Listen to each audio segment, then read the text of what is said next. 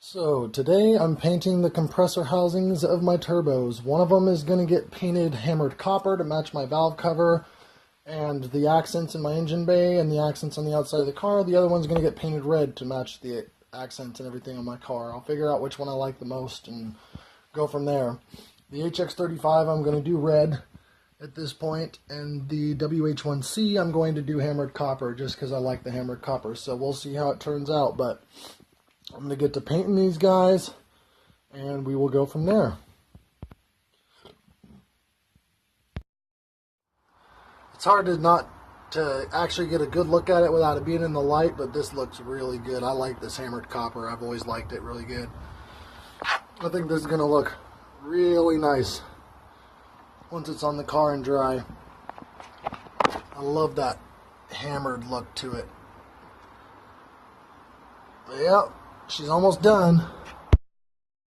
On top of painting the compressor housings, I also went and got my 4AN feed for both turbos, which turned out to be the same thread pitch and size. I think it was M12 by 1.5, which surprised me because of how different both of them looked.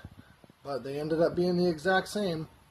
So I can use the same feed, the same return, and the same exhaust housing for both of these.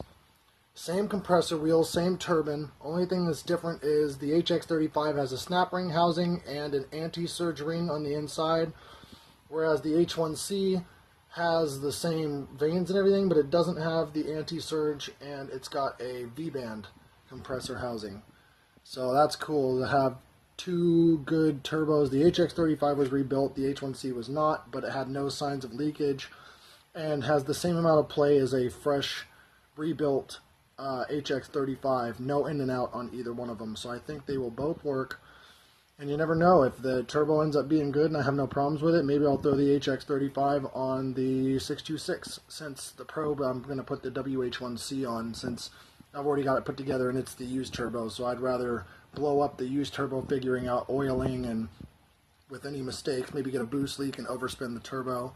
I'd rather it be the used one than the brand new one. So yeah, hell yeah, man, getting stuff done around here today. Unfortunately, I ordered some white line lower control arm bushings and they are not coming. The people had them listed as in stock, but it turns out they were out of stock, so I got a refund and I'm pissed off. I hate the lower control arm bushings on these cars, so I guess I'm going to have to try and figure out something else. Alrighty, so now I have got both of these painted, and I'm actually kind of thinking I like the red more. It might just be because it turned out cleaner. I've got some touch-ups I have to do on the H1C housing with the hammered copper. Like some of it got on the label there, and the tape kind of slipped and it got underneath on the inlet there. But otherwise, both of them turned out really good.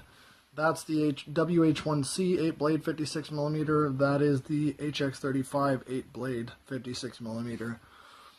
And I really like them both. I think they both will look good in the engine bay. Like I said, I think it was just that the red one turned out cleaner is why I like it more. But definitely like how they both look. Should accent the engine bay nicely. And here we have the final put together turbo that's going to be going on the probe. It's an 8-blade 56mm Holset WH1C. I modified the compressor housing by getting rid of the V-band and welding on the pipe for a normal coupler. I painted it hammered copper to match the valve cover and my accents and my engine bay on the outside of the car. It's got the Tim's 63AR T3 single scroll exhaust housing. Time to make some Holset power.